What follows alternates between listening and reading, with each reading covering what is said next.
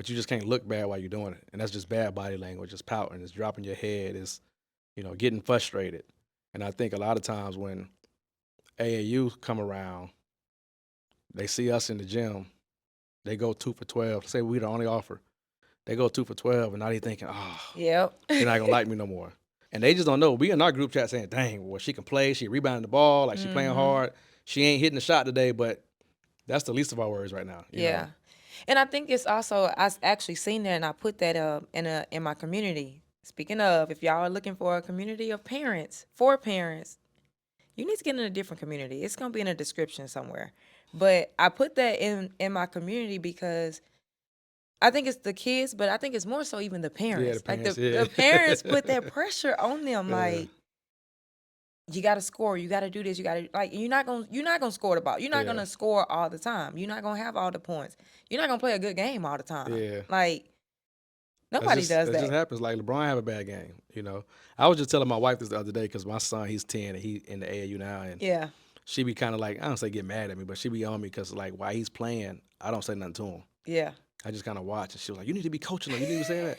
And I be like, listen, when I was coaching grassroots, or I started coaching 10-year-old boys, I didn't want their parents in the stands coaching them and telling them to do this and telling them to do that. So I don't want to be that parent, but it's like you said, though, a lot of times parents put their emotion on the kid, and most times it makes it worse. It makes it worse. Yeah. Majority of the time. Yeah. Like, you're gonna make it worse. Speaking of these parents though, what common mistakes do you feel like parents make as it relates to the recruitment process? I think the most common one I see, and I talk to parents about it all the time, is not picking the right fit, picking what's sexy, what may look good, what is, when I post this on social media, how many people are going to be like, oh, dang, she going there, she going to do this, and not really thinking about, is this really a good fit for my kid? I think a lot of parents get caught up in that a lot of times. Yeah. And I feel like, I mean, you got the NIL part, of course, like you got the money part of it. But I also feel like that's the other reason why the transfer portal is what it is. Right. And in my opinion, besides the NIL, most of these kids are going to the right school the second time. Yeah. Because the first time it was that. I'm going to go to the biggest offer that I got. I want to go to this. And it might not even be the right fit. Right. But it's what sounds the best. It's what looks the best.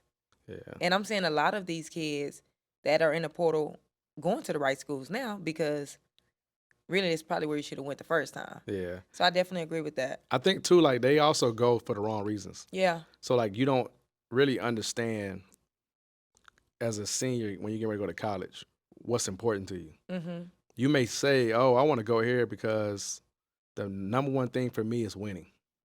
Then you go somewhere and all you do is win, but you don't play. You ain't playing. Now you're like, not contributing to I don't the know how win. much winning is right now. I don't know, or vice versa. I want to go somewhere where I can just play. Like, I don't care. I just want to hoop. But then you losing. And then you losing, Yeah. and he's like, this ain't it. So I think, like, it's the players and parents that's coming out of high school that really understands the top one or two things that's important to them are the ones that make the right decision when they go to college. Yeah. Now, and you kind of just answered it, but you just said earlier fit and making the right decision. What questions should these parents be asking these college coaches? Because I don't feel like they don't be asking no questions. That's another reason why they go to the wrong school. Nobody Yeah. asking no questions. Yeah, they don't. But it depends though. So, like, it could change. Like, I could be recruiting your daughter, and there might be questions that you need to ask me for my program, but it's not going to be universal. So, as far as like a universal question, that How you so should. though? Like, I feel like, yeah, explain. So for us at Clemson, right, our head coach, Coach Poppy, Mm-hmm. he gets on the floor with his players. He works them out. Right. He's in there with them a lot. It's not a lot of head coaches that do that. Right. So you can ask me, hey, my daughter's coming to school. How you going to develop her? Mm-hmm. How often is your head coach going to be in there? And I'm going to have an answer for you. But you go to another school and you ask that, and their head coach has never been in the gym. Right, but that's why I feel like it can be the same question because now you know school A head coach does this, school B head coach does Right, but I said that because it's not a right or wrong, right? Because it's college coaches who's never been on the floor with their players, but they still get their players better. It's not a right or wrong, but if I'm a parent, I mean, I guess I see what you're saying because Yeah. development is development. Like, Right. I guess I can see that. But I guess back to what you're saying, it depends on what's important to the kid. If That's the what I kid was wants to about get to developed say. by the head coach, then yeah, maybe. But if it's all about just the development piece, period, then it doesn't really matter. Right. So I just can't think of one question or any questions that's like universal. That's for like, I guess it's the typical stuff they always ask. How are you going to use me? But that changes too. Yes, it does change, but I do feel like it helps getting those answers. Like, yeah, we can say like it's the typical thing, but I feel like most parents, they don't even know, like, they don't know how, what's the plan. They don't, and yes, it could change, but at Right. least if I'm a parent and I want to go to Clemson, I'm going to ask those questions. I'm going to ask, where do you see my daughter playing? Like, how will she get developed? If I care about chemistry, I'm gonna ask, do the girls actually like each other? Like, I'm going to ask questions. Yeah, I don't think parents and players understand that coming out of high school though. So, How? because it's just like what we said, they think I want to go somewhere that win and just win, Yeah. and so that's what their mindset is at that time. But then when they get there, it's like, dang, winning ain't all that. So you can ask those questions, but you just got to understand really what you want. Like go back to when you came out of high school. It probably can't remember, but like, what was But the that's most the thing. important for I you? do though. Like, I feel like first of all, I'm not that old. I ain't mean it like that. First of all. But I feel like, to me, okay, for example, let's say me. I knew that I didn't want to go out of Texas. I knew that. So if Kansas State wanted me, now, of course, if that's the only offer, I got to do what I got to do. But for me, if Kansas State wanted me, I wasn't interested because I knew me. Did you take any official visits out of the state? No, because I knew that I didn't want to go out of state. But like I feel like that's where people mess up. They don't really Yeah. know what they want. That's it right there. That's what it boils down to. Yeah, because I feel like I knew that. Now, I knew, for me, I wanted to be in the Big 12. Like, and these are just things that I knew I wanted. So if it was somebody outside of the Big 12, like, I want to be in the Big 12, right? Like, I kind of knew what I wanted. So that goes back to it then. Parents and players got to know what they want. Yeah. And then I think that's going to trigger the questions. I agree.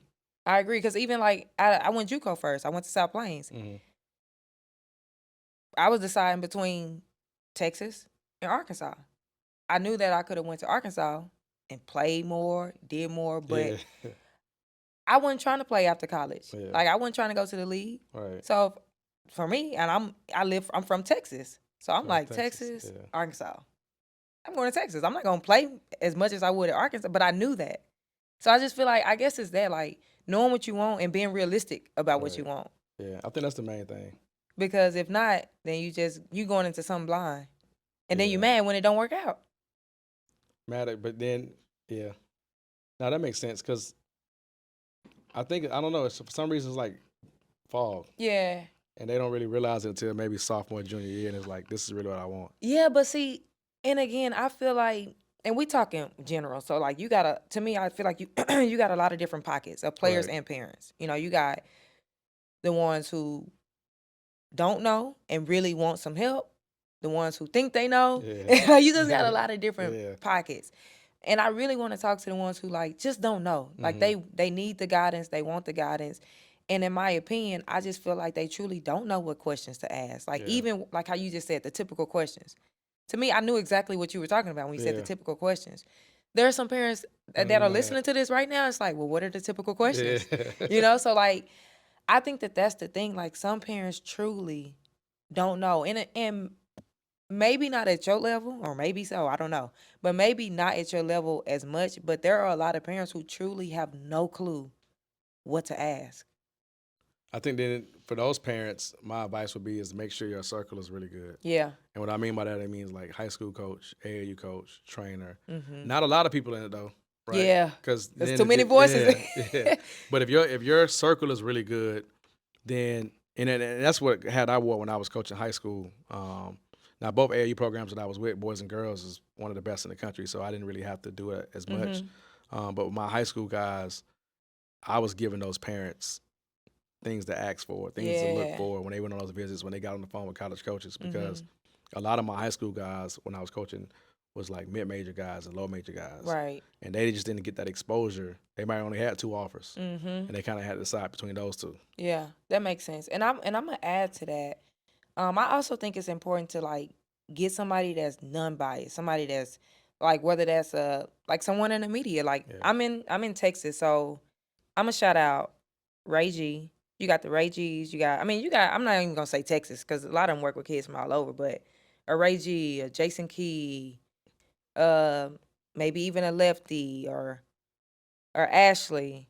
Just somebody that talks to college coaches Yeah. that can also like give you real honest Mm-hmm. feedback, because sometimes That's hard. yeah, and sometimes the AAU coach, not some of them are not going to be all the way honest, Yeah. right? Because they might be afraid of losing a kid. They Yeah. a lot of different things. But if it's somebody that has no affiliation, you can be honest. Now some parents won't accept it. Yeah.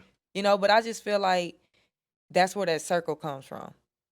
Somebody that can tell you, look, this is what I see. Mm-hmm. This is where you're at right now. I don't Yeah. mean that's where you're going to be, but this is Right. where you're at right now. These are the questions you should be asking. This is what you should be looking at. This is where you should be going. Like somebody really to guide you. Because if you don't know and you listening to 4 to 5 different people, Yeah. you really going to be confused. Mm-hmm. Like it's just going to get worse. Yeah. It's hard to find that now, though, like Yeah. the way the basketball landscape is shaping up, to just where you got genuine people in your circle that really just care about you. Yeah. Because even if you got a coaching buddy, somebody who's recruited your players, like your ties is really not to that college coach. Yeah. It's to that kid that plans for you, because you want that kid to go to college to be successful. Yep, I agree.